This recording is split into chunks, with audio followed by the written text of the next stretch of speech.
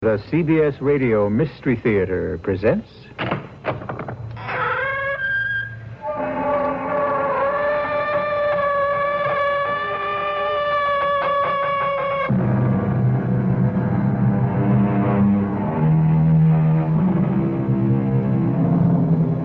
Come in. Welcome. I'm E.G. Marshall. It was the ancient Greeks who believed that man's life is a thread, and it passed through the hands of three goddesses who were called the Fates. The thread, spun by Clotho, the design was determined by Lachesis, and then there was Atropos, who waited with the terrible shears. And when she snipped the thread, for a good reason, or a bad reason, or no reason at all, that was the end. Forever. And therefore, everyone who takes another's life also takes upon himself the mission of Atropos. And since, in a divine sense, she is the only one who is licensed to perform that duty, she may not take kindly to competition. Bear it in mind.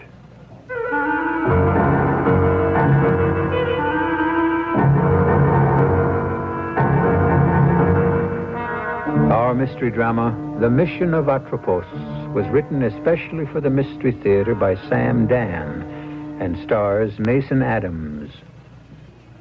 I'll be back shortly with Act One.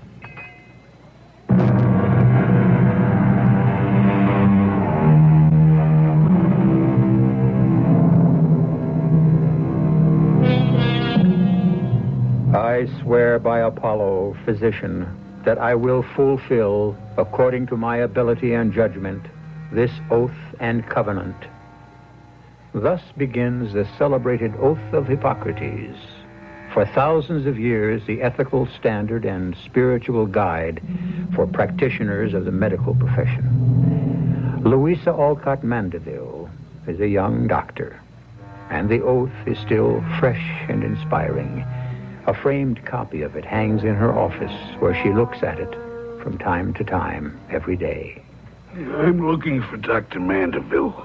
I'm Dr. Mandeville. You're Dr. Mandeville? No. I see that's become my name around here, Dr. Mandeville. Oh. Well, who figures, A dame. It ain't that. You ladies who are doctors, but you figure they're all old dames. You should also figure that all old dames were once young dames. Yeah, that figures. What's your name? Barney. Bernard Aloysius Kremen. I work at the reduction plant. Why don't you do something about that cough? Like what? Well, you could stop smoking, for one thing. You can't. All it takes is a little willpower. How can I stop when I never smoked in all my life? Caught you that time. Very good. Well, what's wrong? I don't know what's wrong. That's why I come to you. I don't like that cough. I don't like it either. How long have you had it? 6 weeks, a couple of months, maybe. Mm-hmm. Is it, painful? Well, I get a little wave. Wave? It took me a long time to figure it out. Like a wave. Like you go to the beach, see a wave, kind of rolls in and builds up higher and higher, and it just breaks. I get this wave. Does it hurt? No, it's like pressure. Where? Everywhere. All over, all at once. I want to tell you, Doc, it's scary. And then right in the middle of it, cough. The, wave. It happened just now? Yeah. Take off your shirt, please. What's the verdict, Doc? I don't know. Well, it's what I figured.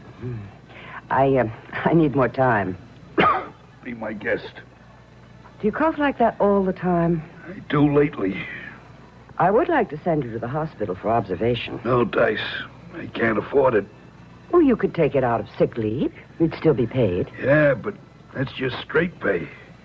I'm not only knocking off time and a half overtime, but double time for Saturdays and Sunday. The way the plant is smoking now, I can't afford to give that up. Thursday, October 15th. The patient's name is Bernard Aloysius Kremen. White male, aged 54. Married, 3 children. No serious prior illnesses. Complains of some sort of malaise. Persistent dry cough.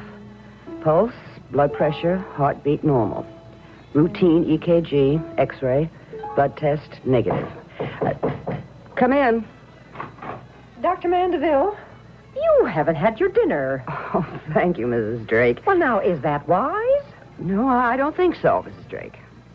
I have this work to finish. Oh, talking into that tape recorder, Dr. Mandeville. Do it on company time. No, I'll be down in a little while. Doctor, did I overhear you say something about Barney Kremen? Well, yes, he's my patient at the factory. Was your patient, you mean? He died. He what? He died. Barney Kremen? He dropped dead this afternoon, right after he come home from work. But that's impossible. Friday, October 16. Bernard Kremen, a man who in every respect seemed normal except for the cough, expires suddenly. A post-mortem performed immediately after at the hospital reveals absolutely no further information. Pathologists could find no tissue damage. Why did he die? And what caused it? Dr. Mandeville? What's that? Where? The reduction plant. No, don't lift him, don't move him. Call an ambulance. I'll be right there. Everybody, move away, please. Please, give him some air. Can you hear me? Yeah, How do you feel? as if I were on a wave. You have any pain? It's just a wave, you know. I go up, I go down. I'm going to die. I know that. That cough, how long have you had it? The cough. Barney Kremen and I. Oh, now, try to lie still, please. What can kill you? The KCV 447. The what? The KCV 447. I found that out. They're not supposed to use it. What is KCV 447? Don't let me die. Please don't let me die. I'm going to have to give you a shot. It won't hurt. KC 447. Remember? Saturday, October 17. Patient's name, Jack Edward Caddy. White male, age 25. Graduate student working his way through school. Unmarried. Displayed same signs, described same symptoms as Bernard Kremen, especially the cough. Became delirious, lapsed into coma en route to hospital, and died on arrival. Post-mortem performed. No indication of cause of death. Spoke of substance called KCV 447. Check on it. Please, sit down, Doctor. Well, how's the job coming? Mr. Spaulding, I wanted to... I must say that the board of directors didn't take kindly to the idea of a woman doctor for plant physician. Stodgy group. Mr. Spaulding, in the past week, 2 men have died in the reduction plant. Yes, I was informed. What was the cause of death? We're not sure. Not sure? Mr. Spaulding, what is KCV 447?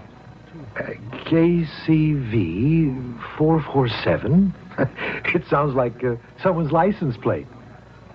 Mr. Spaulding, this plant is filling a government contract. Oh, I hope you won't talk about that on the outside, Dr. Mandeville. It's top secret. Our current project is constructing motors for nuclear reactors. Now, Dr. Mandeville, really, you I'm sorry, sir. This is germane to the discussion. What sort of discussion are we having? As the plant physician, I have been issued a list of government prohibited materials. These are all hazardous substances which cannot be used since they constitute a danger to health and life. Violations will result in cancellation of contracts, plus possible criminal prosecution. Doctor, what has all this to do with me? KCV 447 has been used and is being used in this plant. Dr. Mandeville, I can state categorically that is not true. And I say it is, Mr. Spaulding. Do you have evidence for such a serious charge? Yes.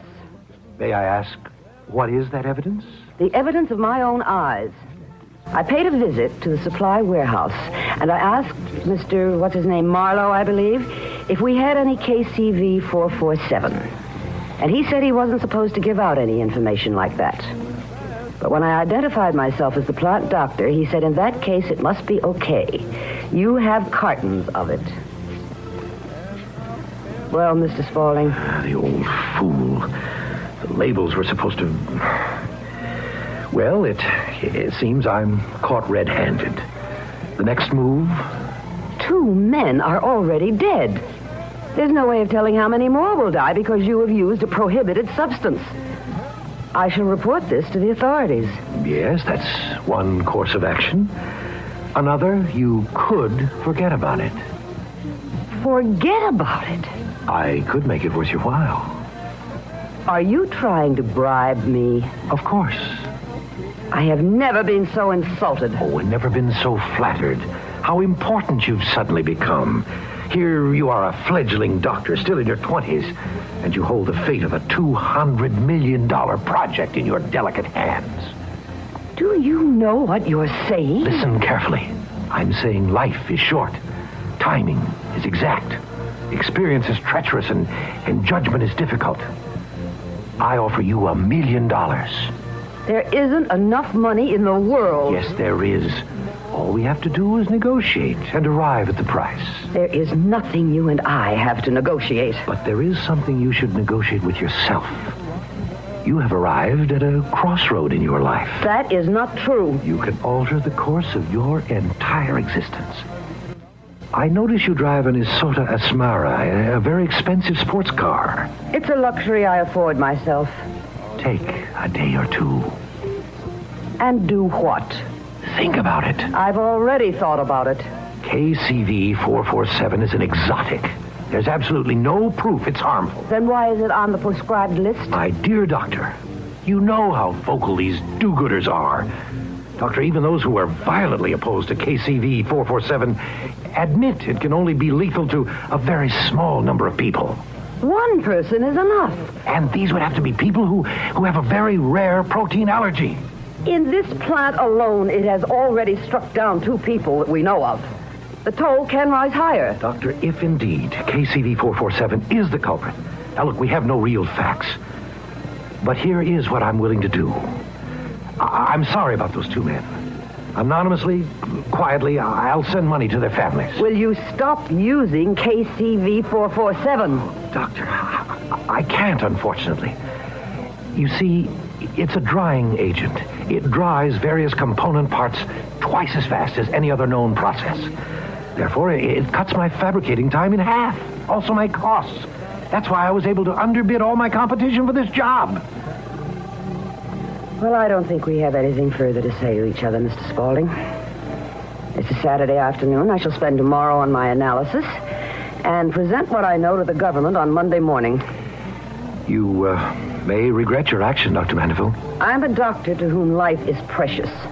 I'm also a citizen for whom the law must be supreme. You are also a phrase maker. Good day, sir. Not to mention a pompous little fool. Which reminds me, one of our great Americans said, experience runs a hard school, but fools will learn at no other. I'm afraid, Doctor, that there may be a very hard lesson awaiting you.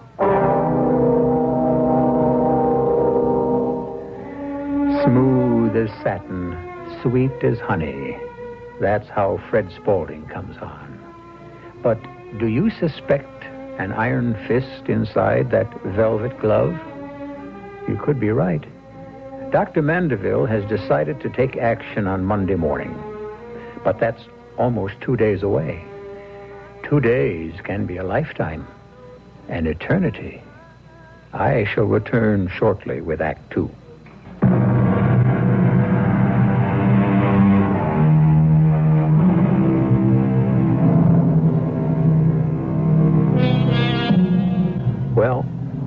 first act ended with a young lady doctor who had some damaging evidence that could destroy the fortunes of a powerful industrialist.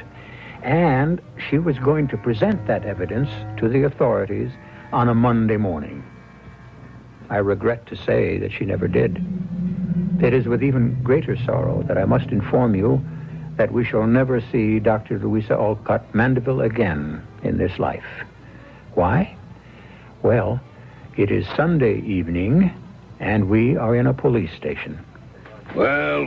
What are you doing here, Richard Harding Davis? Richard Harding Davis? That sure dates you, Lieutenant Carey. How about Floyd Gibbon? Now, they were reporters. They died before punks like you were even born. I'm sorry. You're covering the station house tonight? Yes, sir, Lieutenant Carey. Alfred Alexander Marx Times Union at your service.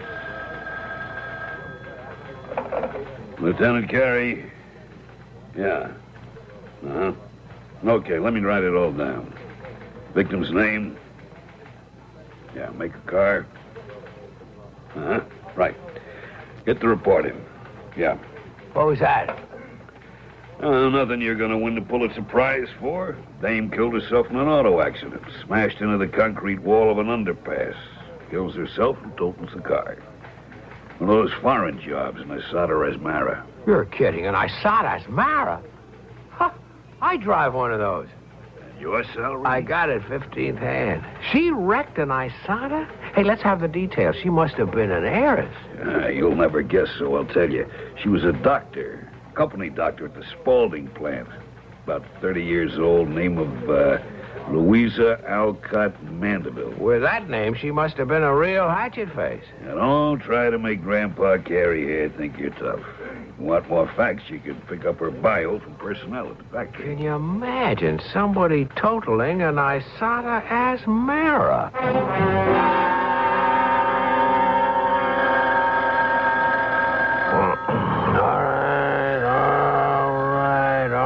Okay.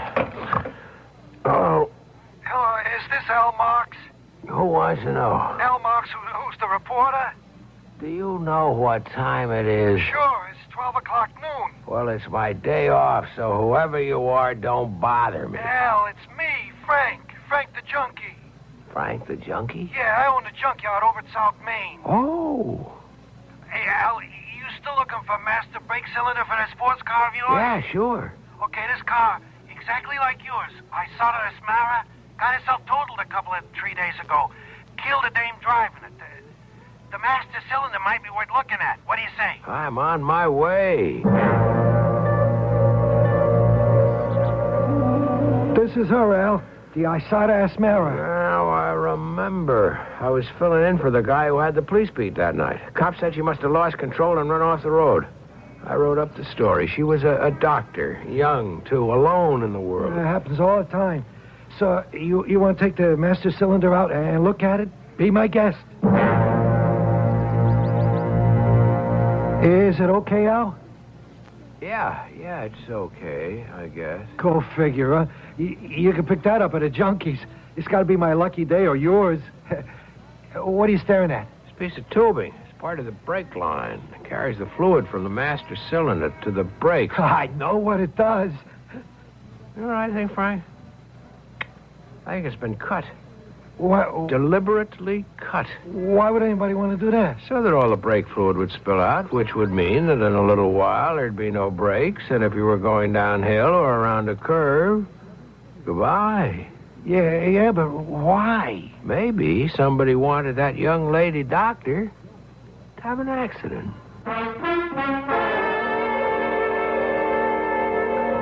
What are you building, Al? This end of the line, Lieutenant. You see, it's been deliberately sawed through or cut through. Al, you wouldn't be out to create some news now, would you? What are you trying to say, Lieutenant Carey? Sunday night, what was the story worth? One paragraph buried somewhere in Monday's paper. But now, what if you could get a whole week out of it, huh? Week on the front page in your byline every day. I don't know what you're talking about. It's a normal, natural way for a hungry young reporter to behave. Here's your first headline.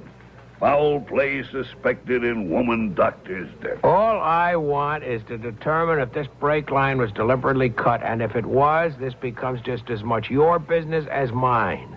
So, what do you want me to do? Send it to the police lab. Oh, the police lab. That's where the miracles happen. That's supposed to be the last word. Are you going to send it to the lab or not? Okay, I'll send it to the lab.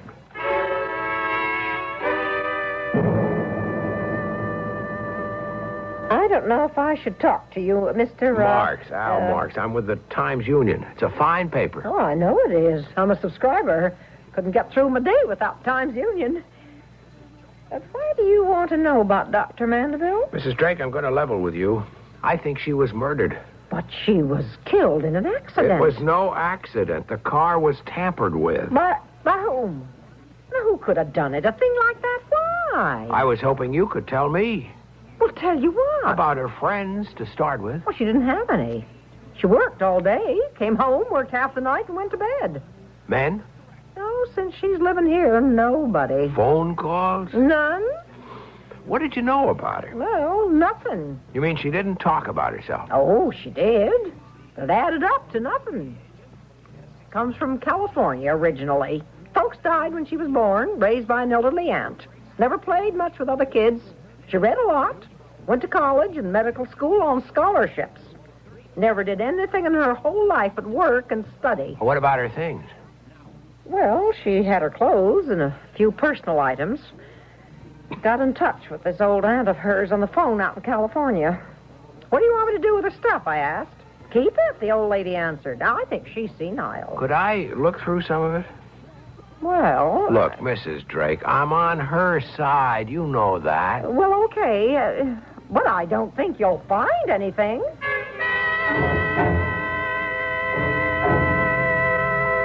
Well, I told you, Mr. Marks. It'd be just slim pickings. This tape recorder... Oh, yeah, the tape recorder. Oh, she came home and made notes of all her cases. Let me switch it on.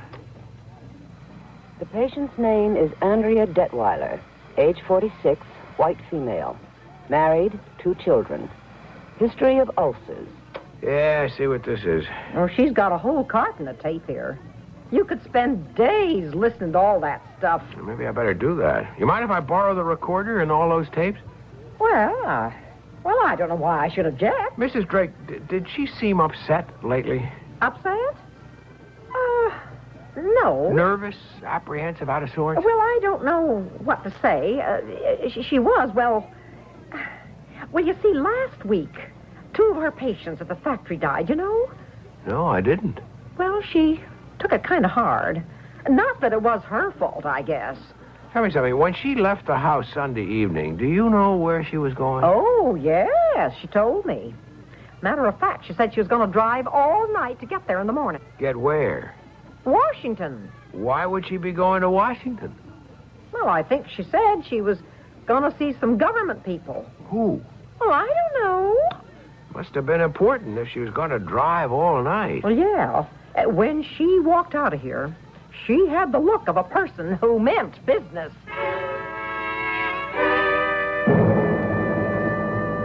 What does the lab report say, Lieutenant Carey? Like I suspected, everything or nothing. Let's have it. Well, on the one hand, it could have been sawed through. You see? On the other, could have broken due to the high impact of the crash. I'm not sure. But it could have been sawed through. Oh, sure. And then again, it didn't have to be. Look, she was headed for Washington, D.C. when she got killed. I spoke to the landlady. All right. All right, what? Isn't there anything you want to do about this? Do about what? A girl gets killed in a car The crash. car was tampered with. That's only an assumption. It's not enough for us. Yeah, well, it's enough for me. You think there's a story here, Al? Yes, Mrs. Rogers, I do. Well, why? The brake line was tampered with. But that hasn't been definitely established. But there are grounds for suspicion. Look, Mrs. Rogers, a quiet, almost a mousy little doctor. Keeps completely to herself. No other life but her job. Dies under circumstances that might be, okay, I'm saying might be, suspicious. Is it worth a shot? You have a hunch, haven't you, Al? Yes, ma'am. All right. I know what it is to be on your side of the desk with a strong hunch. See what you can run down. Oh, yes, the Times-Union. Your publisher, Mrs. Letitia Rogers, is a warm personal friend of mine. Mr. Spaulding, I want to talk to you about Dr. Louisa Alcott Mandeville. Oh, sad. Very sad. A tragic thing. What'd you know about her? Oh, surface things. What it said on her resume. She was very quiet, kept to herself, very efficient. May I ask why you're interested? I have an idea she was murdered. What? The car crashed, as I understand it. It could be established that the car might have been made to crash. Well, that's certainly a shocking thing to contemplate. I have an idea that the answer is here in this factory. Here? Why would you say that? Because she seemed to have no other interest, no other activity in life. Did you know she was headed for Washington when she was killed? No. How did you find that out? Her landlady told me. She was headed for Washington. She had told the landlady she was going to see some government people, and she seemed quite angry. Yeah, all of this is news to me. Did you know that 2 men died here last week? I was informed, yes. What did they die of? Well, that information would be available at the hospital. Weren't you interested in finding out? Well, I was, but no one seemed to know. Would the late Dr. Mandeville have known? I'm not sure I follow all this, Mr. Marks. A doctor employed in a factory that is working on a government project leaves home rather angrily one night and heads for some government bureau in Washington, evidently to report a violation. Oh, you seem to be drawing a long bow. And I think I'm on target, too. As a doctor, what would she be angry about? The death of those 2 men? Do you intend to print any of these mad speculations in the newspaper? There must be something wrong in this factory from the standpoint of health and safety. Hadn't you better establish that as a fact first? Oh, it's a fact, all right. I just don't know where the evidence is. But it exists. I'll find it. Mr. Marks, what I'm about to say is off the record, and you'll never be able to prove I said it. Who would believe you? Now, look, I'm at a crucial stage of a top priority project. I might also add that the security of our country depends on it, not to mention the jobs of 6,000 people in this fair city. Are you building up to what I think you are? Absolutely. Now, I simply cannot afford to have publicity and disruption and all kinds of inspectors messing about. So, how much do you want to stop being a nuisance? I can't be bought. Rhetoric. It's so important when you're young. I mean it. I intend to go full steam ahead. That's because you have so little experience in the ways of the world, Mr. Marks. Speaking of experience, was it Ben Franklin who said, experience keeps a hard school, but fools will learn at no other?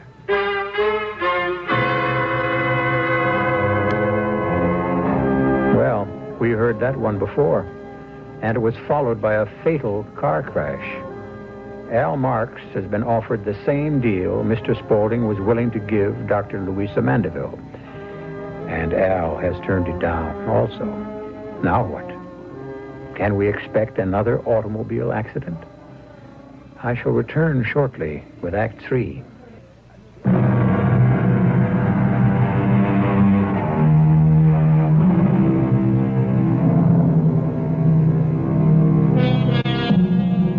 Truth, it is said, shall prevail in the end.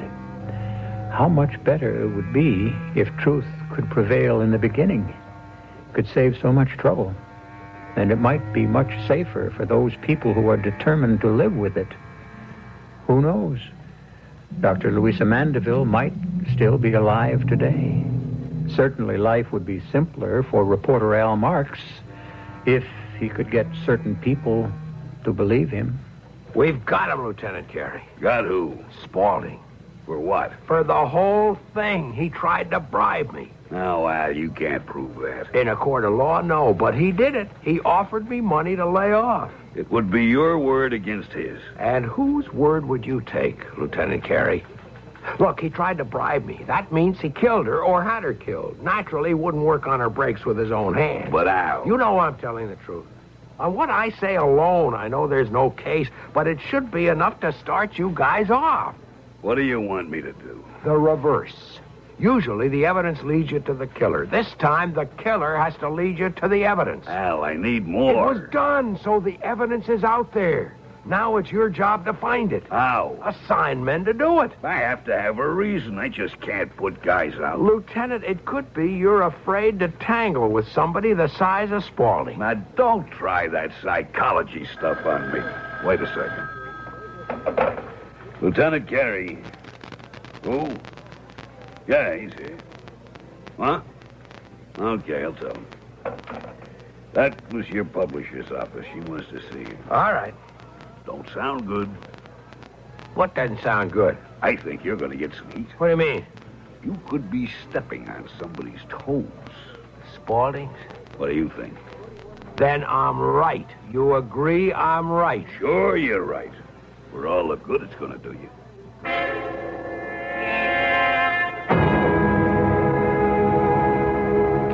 Mr. Spaulding was rather upset with you this morning, Al. Well, not as upset as I was with him. He tried to bribe me. I don't believe that. Let's say you don't want to believe that. Oh, Al, you are a good reporter. But all you've got are hunches. The sawed-through brake line? Not conclusive. The lab will not commit The itself. 2 men who died? Coincidence. Why would she be headed to Washington, D.C. to talk with some government people? What would she have to talk about if not some violation at the plant? Al, how do we know she was angry? How do we know she was going to the government? How do we even know she was headed for Washington? Her landlady told me. Well, will her landlady put it in writing?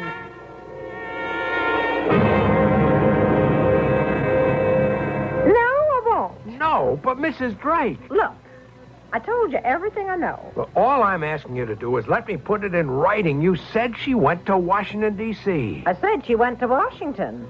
Didn't have to be D.C. Could have been Washington State. Why would she go there? Because she comes from there, the West Coast. You said she was going to meet some government people. You said she walked out of here like a person who meant business. I don't remember saying that. All right. How much did he offer you?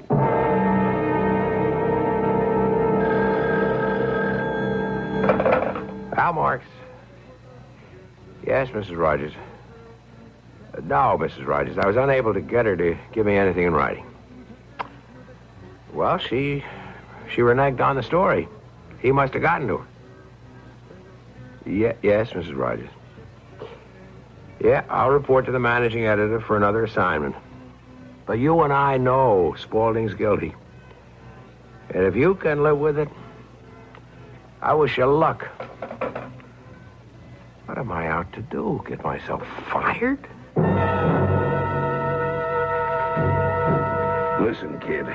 I believe that brake line was hacksawed. I believe he tried to bribe you. I believe he got to the landlady. Do you, I Lieutenant? tried to work on it. I had guys out trying to run down leads. And look, if he'd had the brakes tampered with, he'd have had to do it between Saturday afternoon and Sunday night when she was scheduled to leave. Which means it had to be done in the darkness on Saturday night. I had guys checking the neighborhood for anything that looked suspicious. And? Nothing turned up. I don't know what to do. Well, I wish you did. Because you have to come up with something, anything, so that I can justify putting the men out. What do you got? Nothing. Well, you gotta have something. How about that tape recorder? It's miles and miles of tapes, diagnoses, medications. Go through it. But that could be a career. You sold me the idea she was killed because she was acting like a doctor. Well, on those tapes, she's talking like a doctor.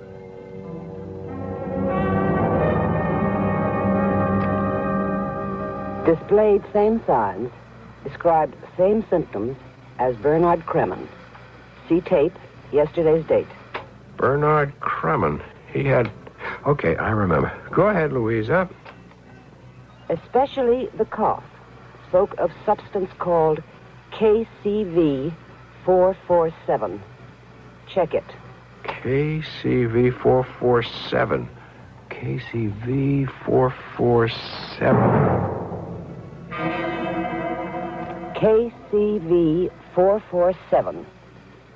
A rapid drying agent suspected of having lethal properties. Its use is prohibited. Attacks certain persons who have a specific protein allergy. Not much known. It causes death in 6 weeks. Only sign is a persistent dry cough and a rising and falling feeling of pressure. Yes, indeed. We've got him. We've got Mr. Spaulding. Oh, yes. No wonder he was willing to pay off.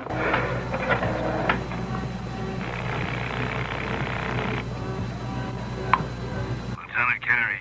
It's me, Al Marks. Listen, Lieutenant, I want to let you know you were right about the tapes. Yeah? What I got here is dynamite, and I haven't even heard half of it yet. Look, it'll take me the rest of the night to get all of it. And then I want to meet you at headquarters, and I'll bring my publisher. Is it good stuff? When you hear it, you'll know why she was killed and who had the motive. Jack Edward Caddy, a graduate student in chemistry, worked formerly for International Solvents. They were cited for using KCV447. It is reasonable to assume, therefore, that Jack Caddy may have suspected the use of KCV447 at Spaulding's. But once he had caught the illness, it was too late. He must have known because he told me he was dying. This is dynamite. The disease caused by KCV447 is so rare it has not yet been named. It has a destructive but invisible effect on the heart and lungs. Its only symptoms are the dry, hard cough and the roller coaster feeling of pressure. Once these appear, however, the disease has already taken hold, and its fatal course is irreversible. Yep, I guess that's all of it. Louisa Alcott Mandeville, you were a great lady, and you didn't die in vain. I wish I'd have met you before. Well, I'm going to get my first good night's rest in over a week, and tomorrow morning we cook the goose of Mr. Spaulding. I thought I would tell you two people first. Yes, go ahead, Al. What have you got? Here's what we've got. A prohibited substance called KCV447. Spaulding uses it to get an unfair manufacturing advantage over his competition. It kills people who have a certain protein allergy. And 2 such people we know about already died in that plant. These are facts. It's all here on the tape. Her words, her voice, summing it up. She finds out about it. You'll hear how. She confronts Spaulding. He tries to bribe her. She announces she's going to report him. The next night, she's dead in a car accident that's at least suspicious. That's what you've got on the tape? That's what I've got on the tape. Well, we'll print every word of it. It's enough to make an arrest. Roll that tape. Here goes. Well? Something's wrong. Maybe I don't have the cassette on right. Well, it seems to be running smoothly. You got the right button pushed down? Something's wrong. We'll run it fast forward, see where the voice begins. Something's wrong. Al? Al, are you sure Listen you to me. had Listen to me, both of you. Listen. I had it all here on tape, here on this recorder last night. I had it. I swear I had it. Well, I'm sure you did. But where is it now? I don't know. I do know. Spaulding, he got it erased somehow. Al, you are becoming paranoid on the subject of Spaulding. But it's true. Ah, Mr. Al Marks, our fine young journalist. Have a seat. Mr. Spaulding, I came here to tell you that no matter what anyone else believes, I know you killed Louisa Mandeville. Not true, my boy. You had her killed. All reporters should have respect for the truth. Now, that's better. You had someone fix the brakes. Correct. I'm sure if federal inspectors searched your warehouse for KCV447, they wouldn't find any. Of course not. Somehow you got the tape erased on the recorder. I don't know how you did that. I had a tap put on your telephone. When you told Lieutenant Carey you had all that information on tape, the proper steps were taken while you were fast asleep. You won't get away with it. I'll spend the rest of my life if I have to, but I'll get the goods on you. Oh, that's nonsense, and you know it. You know you can't get the goods on me because they no longer exist. Nobody gets away with murder. Oh, that's a slogan. If it makes you feel any better, believe it.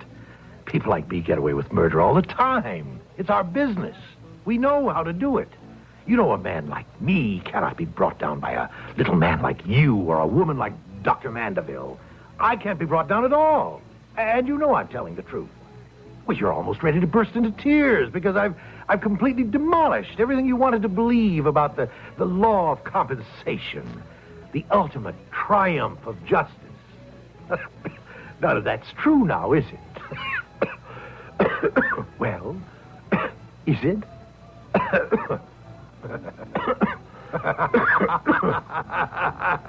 What are you laughing at? What's so funny? How long have you had that cough? What are you talking about? I shouldn't have laughed. It isn't funny. What isn't funny? What are you talking about? Maybe, just maybe, I'm talking about justice.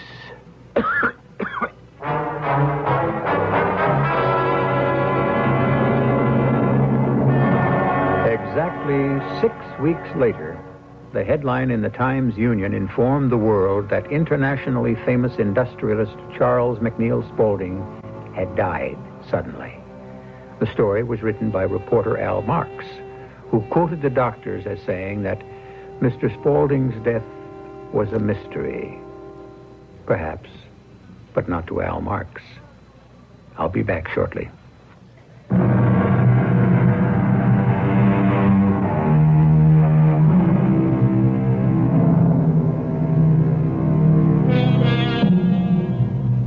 We live our lives by the narrowest of tolerances, by the smallest of gauges. Little accidents, coincidences, chance encounters, sudden hunches. Any one of these can change a life, or even decimate the earth. The world is such a volatile, unpredictable, capricious, and giddy place. Can there possibly be a master plan behind it all? Our cast included Mason Adams, Joan Lovejoy, Jackson Beck, Joan Shea, and Robert Maxwell. The entire production was under the direction of Hyman Brown. This is E.G. Marshall inviting you to return to our Mystery Theater for another adventure in the macabre. Until next time, pleasant dreams.